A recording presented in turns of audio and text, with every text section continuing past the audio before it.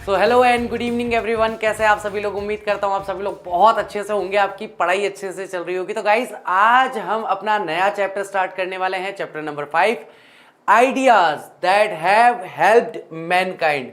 तो वे विचार जिसने मानव प्रजाति की बहुत ही मदद की है, बहुत ही सहायता की है वहां तक पहुंचने में जहां आज हम खड़े हैं। तो इस बारे में ये चैप्टर होने वाला है। तो चलिए अपना सेशन स्टार्ट करते हैं, क्लास स्टार्ट करते हैं। भाई एक बार चेक कर लेना, लाइक जिसने नहीं किया है फटाफट से लाइक कर दीजिए। तो आइडियाज यानी कि वे विचार, दैट हैव चेंज, जिन्होंने परिवर्तित कर दिया, जिस चीज ने क्या किया है, दैट हैव हेल्प्ड मैनकाइंड, जिसने मानव जाति, मानव प्रजाति की सहायता की है। बर्ट्रैंड रसल जो है उन्होंने इसे लिखा है। बर्ट्रैंड रसल ये हमारे महाशय हैं, कहाँ के रहने वाले हैं, किस तरह की लेखन करते हैं उसके बारे में बात करेंगे। तो इनका पूरा नाम है बर्ट्रैंड ऑथर विलियम रसल। ठीक है, इनका पूरा नाम भी एग्जाम में एमसीक्यूज में पूछा जा सकता है कि भाई बर्ट्रैंड रसल जो है उनका पूरा नाम क्या है। तो ध्यान रखना, बीच में इनके नाम में आर्थर और विलियम दो शब्द और जुड़े हुए हैं। 1872 के अंदर इनका जन्म हुआ था, 1970 के अंदर इनका निधन हो गया था। ये एक ब्रिटिश यानी ब्रिटेन के रहने वाले फिलोसफर हैं, यानी कि दार्शनिक हैं। दार्शनिक कौन होते हैं? जो जीवन जीने के तरीके पर बहुत ज्यादा प्रभाव डालते हैं। वो लोग दार्शनिक होते हैं कि किस विचारधारा के साथ, किस सोच के साथ, किस आइडियोलॉजी के साथ हमें लाइफ को जीना चाहिए। तो अलग अलग लोग अलग अलग दार्शनिकों को फॉलो करते हैं, अलग अलग दार्शनिकों की जीवन शैली उन्हें पसंद आती है। ये हिस्टोरियन भी है, इतिहासकार भी हैं, मैथमेटिशियन भी है, गणितज्ञ भी हैं, एडवोकेट फॉर सोशल रिफॉर्म, और ये हमेशा से पक्ष लेते रहे हैं। किस चीज का पक्ष लेते रहे हैं? सोशल रिफॉर्म यानी समाज सुधार, कि समाज के अंदर सुधार कार्य जो है वो होना चाहिए, उसके भी ये एक पक्षधर हैं। ये पैसिफिस्ट भी हैं। चलिए फटाफट से कोई देख करके मुझे बताइए, what is the meaning of pacifist. फटाफट से देखते हैं। चलिए सबसे पहला आंसर कौन देता है? What is the meaning of pacifist? Pacifist शब्द याद रखने का एक बहुत शानदार तरीका बताऊंगा। पैसिफिस्ट को याद रखो पीस शब्द से। किससे याद रखो? पीस।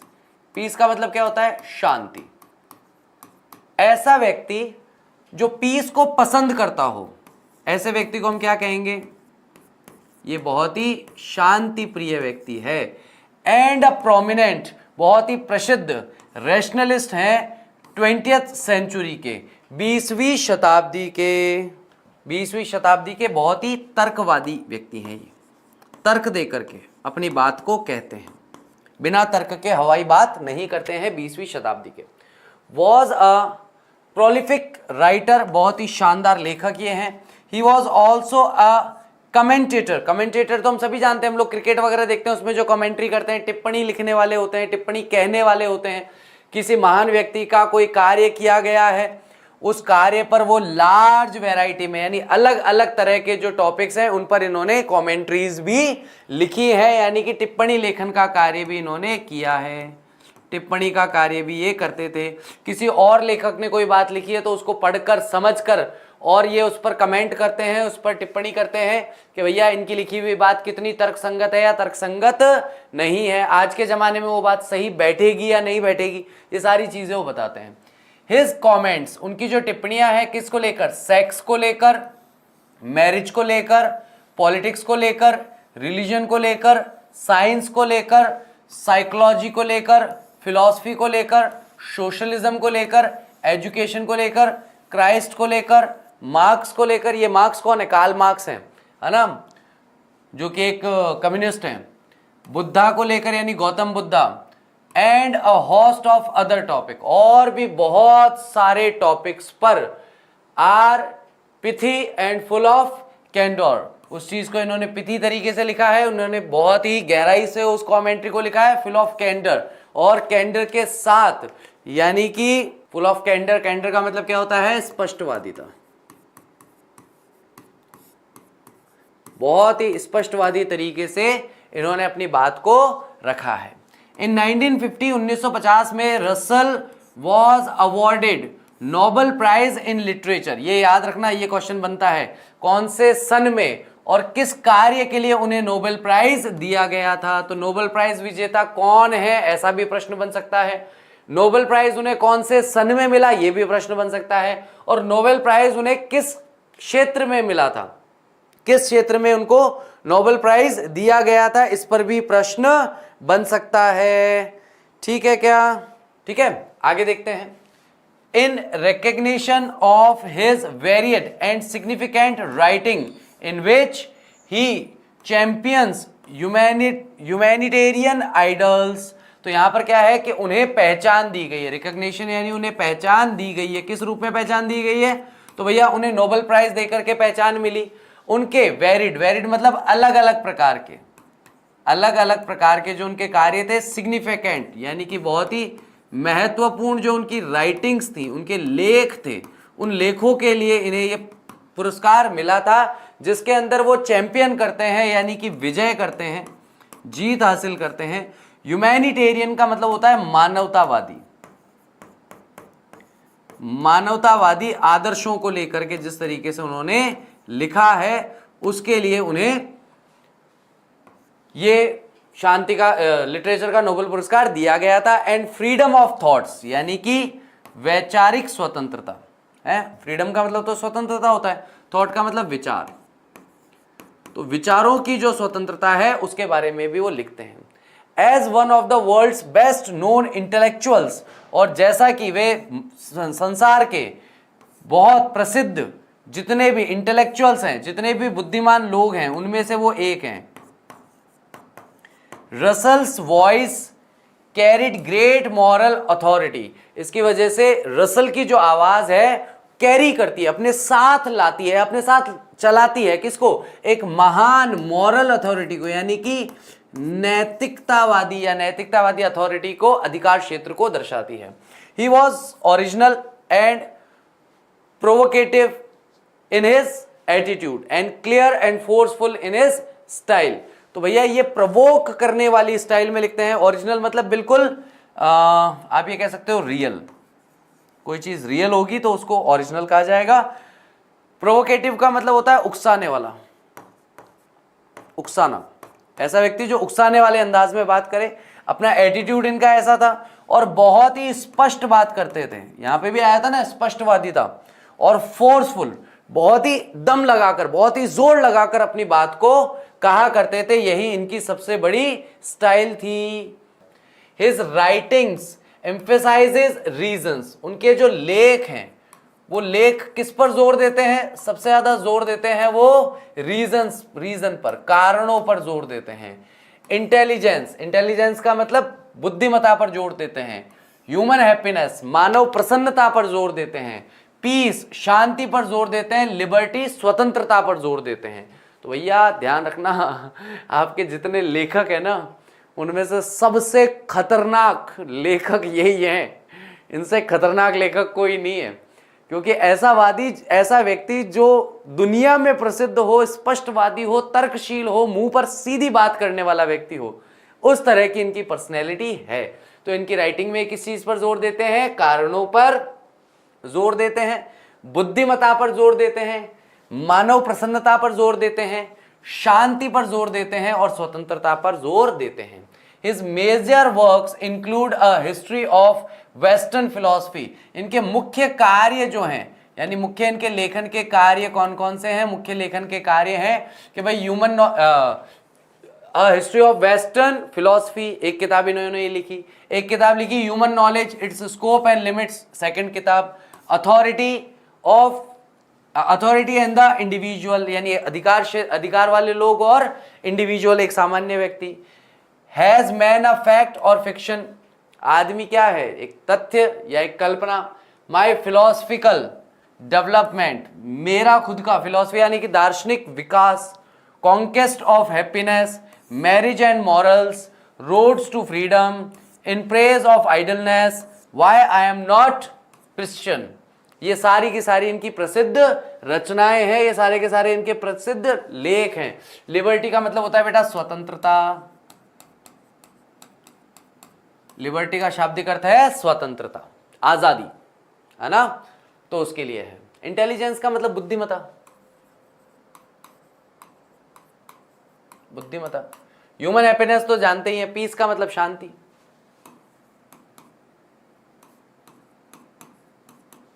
ठीक है, अब बात करते हैं कि इन्होंने जो लिखा है वो किस बारे में लिखा है, बात किस बारे में ये करना चाहते हैं इस चैप्टर में। मानव की उत्पत्ति जहां से हुई और मानव की उत्पत्ति होने के बाद मानव जो है बुद्धि के मामले में बाकी जीव जंतुओं से अलग था, बाकी पशु पक्षियों से अलग था।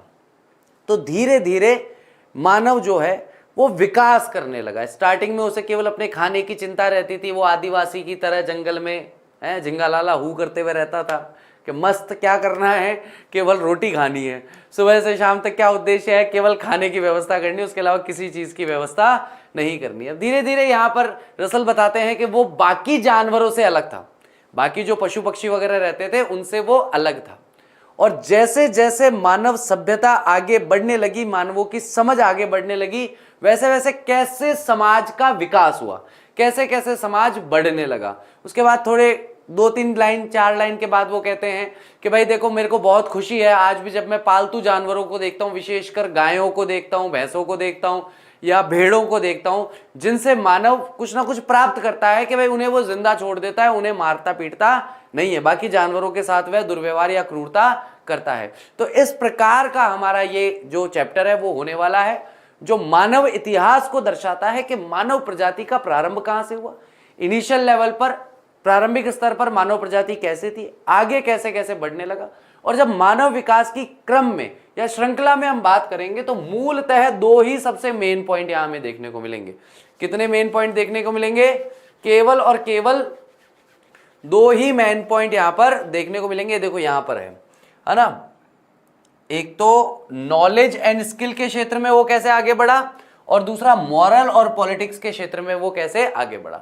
बस केवल और केवल ये 2 मेन कैटेगरी है जो इस पूरे चैप्टर में डिस्कस की गई है ना, कि इस पूरे चैप्टर में हम ये देखेंगे कि मानव का भाई स्किल के रूप में कैसे विकास हुआ। पहले वो पत्थर मार करके शिकार करता था, फिर वो धनुष बाण से शिकार करने लगा, तलवार से शिकार करने लगा। तो स्किल सेट कैसे बढ़ा, नॉलेज कैसे बढ़ी, लेकिन उस नॉलेज और स्किल सेट के साथ में क्या उसकी मॉरलिटी पर कोई फर्क पड़ा या नहीं पड़ा, क्या उसका मॉरल तरीके से नैतिक तौर पर उसका विकास हुआ या नहीं हुआ, पॉलिटिकल प्रोस्पेक्टिव से उसका किस तरह का विकास हुआ। बस इन 2 पॉइंट को लेकर के ये पूरा चैप्टर चलने वाला है। ठीक है, क्लियर है क्या यहां तक की बात? ठीक है, बिल्कुल आता है बेटा, एग्जाम में समरी आता है आप लोगों के, पूछा जाता है। समरी में हम देख रहे हैं ideas that have helped Mankind is an illuminating ऐसे। इल्यूमिनेटिंग का मतलब ये आपके सामने एक काल्पनिक मतलब एक वैचारिक चित्रण प्रस्तुत करता है। यानी आप जो भी आपका लेखक आपको चैप्टर में कहेगा ना, आप अपनी कल्पनाओं में उसका चित्रण कर सकते हैं, आप अपनी कल्पनाओं में उसे देख सकते हैं। Written by the great British writer and philosopher, इसे लिखा गया एक महान ब्रिटिश राइटर और फिलोसफर दार्शनिक के द्वारा जिनका नाम है बर्ट्रैंड रसल।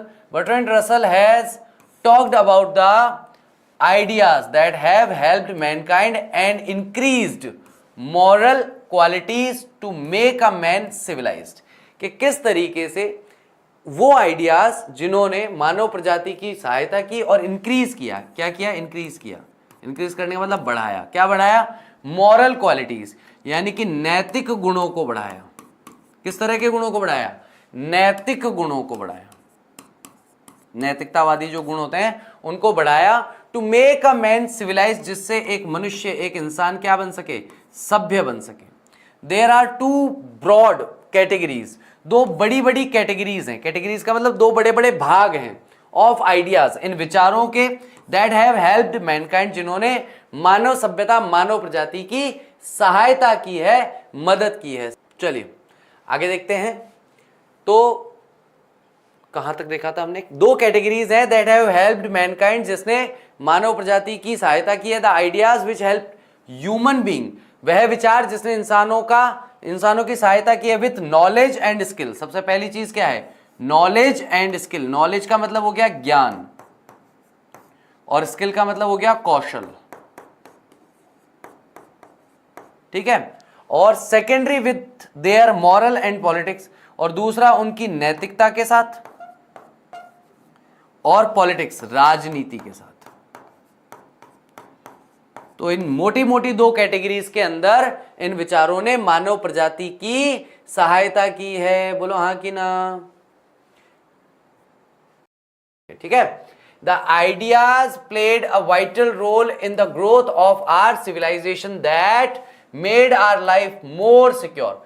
ये आइडियाज जो है, ये विचार जो है, इन्होंने बहुत ही वाइटल का मतलब होता है महत्वपूर्ण, बहुत ही महत्वपूर्ण भूमिका निभाई है। किस चीज में महत्वपूर्ण भूमिका निभाई है? In the growth of civilisation, civilisation के बढ़ने में।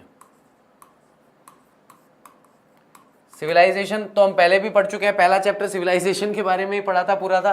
तो सिविलाइजेशन का मतलब है सभ्यता, मानव सभ्यता के बढ़ने में इन विचारों ने बहुत ही महत्वपूर्ण भूमिका निभाई है। That made our life more secure, जिसने हमारे जीवन को अधिक सुरक्षित बनाया है और अधिक सुरक्षित बनाया है इन विचारों ने हमारे जीवन को। It resulted in the population of exposition and starvation, और इसकी वजह से इसका परिणाम क्या निकला? अब देखो, अब असली बात पर अब आएंगे रसल। तो इसका परिणाम ये निकला, इन द पॉपुलेशन यानी कि जनसंख्या में बहुत ज्यादा वृद्धि हुई, जनसंख्या में बहुत ज्यादा वृद्धि हुई। एक्सपोजिशन, एक्सपोज हुई जनसंख्या यानी कि वृद्धि हुई, बढ़ी। और स्टारवेशन, स्टारवेशन का मतलब है भूखा मरना, और उसकी वजह से लोगों के भूखे मरने की स्थिति आ गई। We still fight with one another in the name of religion. हम लोग आज भी, मनुष्य आज भी क्या करता है? लड़ता है। किससे लड़ता है? एक दूसरे से लड़ता है। किस नाम पर? धर्म के नाम पर लड़ता है, जाति के नाम पर लड़ता है, राष्ट्र के नाम पर लड़ता है। Due to our emotional feelings, क्योंकि हमारी इमोशंस, हमारी इमोशनल फीलिंग्स जो हैं, हमारी संवेगात्मक भावनाएं जो हैं, उसकी वजह से मनुष्य आपस में लड़ते हैं। The invention of fire proved a milestone, और जैसे ही इन्वेंशन हुआ, जैसे ही आविष्कार हुआ, किस चीज का आविष्कार हुआ? तो फायर यानी आग का जैसे ही आविष्कार हुआ तो वह प्रूव होता है। वह अपने आप में कैसे प्रूव हुआ? क्या साबित हुआ उससे? कि वह एक माइलस्टोन, माइलस्टोन कहते हैं एक बड़ी उपलब्धि, एक ऐसी उपलब्धि जिससे अब आप आगे ही बढ़ोगे, उससे पीछे नहीं आओगे। माइलस्टोन कह सकते हो आप उपलब्धि को। ठीक है। The domestication of animals, domestication का मतलब क्या होता है? पालना। जो हमने जानवरों को पालने का काम किया है, पशुओं को या जानवरों को जो हम पालते हैं। The development of the language, कैसे भाषा का विकास हुआ। थोड़े से शब्द इस पूरे चैप्टर में आपको भारी मिलेंगे। कैसे भाषा का विकास हुआ। And the cultivation and the art of writing, किस तरीके से कल्टीवेशन, कल्टीवेशन यानी कि हम लोग फसल उगाने लगे, फसल इत्यादि उगाने का काम। और साथ ही साथ आर्ट ऑफ राइटिंग, लेखन कला का कैसे विकास हुआ, लेखन कला, इसके विकास में। Made us rise from our wild state to our civilised state, और इसने हमें अपने जंगली स्थिति से निकाल करके, कैसी स्थिति से निकाला? जंगली स्थिति से निकाल के हमें सिविलाइज्ड या सभ्य स्थिति में पहुंचाया है। क्योंकि जैसे जैसे ये चीजें, हमारे पुराने जो मनुष्य थे, जो आदिवासी लोग थे, है ना, या बिल्कुल ही आदिवासी का मतलब है बिल्कुल पुरातन काल वाले, जो जानवरों की चमड़ी वगैरह पहनते थे, और वो उस टाइप वाले जो बिल्कुल गुफाओं में रहते थे, उस टाइम की बात है। तो उनका जैसे जैसे जैसे जैसे विकास होता रहा, वैसे वैसे हम आज जिस स्थिति में हैं, वो इसी स्थिति में हमें देखने को मिलते हैं। बोलो हाँ कि ना।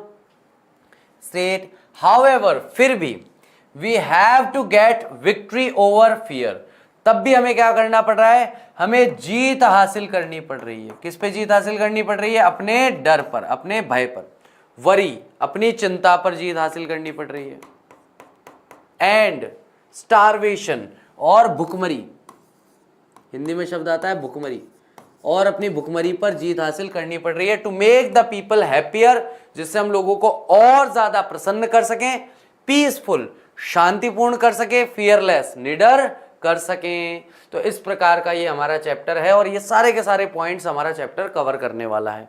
तो कुल मिलाकर के बात ये है कि हम लोग जहां से मानव सभ्यता से शुरू हुए हैं, कि जहां से मानव की उत्पत्ति हुई, मानव पैदा हुआ और उसके बाद कैसे मानव बाकी जीवों से, बाकी जानवरों से अलग हुआ और कैसे उसने अपने निजी हित के लिए या अपने धर्म के लिए, अपनी जाति के लिए, अपने संप्रदाय के लिए, लिंगानुपात, लिंग से संबंधित जो भेदभाव है, उन सब चीज़ों के चलते हुए कैसे उसने अपने जीवन को नरक बना लिया। और इसका सबसे प्रमुख कारण जो वो बताते हैं कि भैया पॉपुलेशन, जनसंख्या वृद्धि, जैसे जैसे जनसंख्या वृद्धि होगी वैसे वैसे हर इंसान को अपने लिए ज़्यादा चाहिए, अपने लिए अधिक चाहिए, कि भैया मुझे, मेरे लिए तो मुझे ज़्यादा मिलना ही चाहिए, बाकी का कुछ हो चाहे नहीं हो।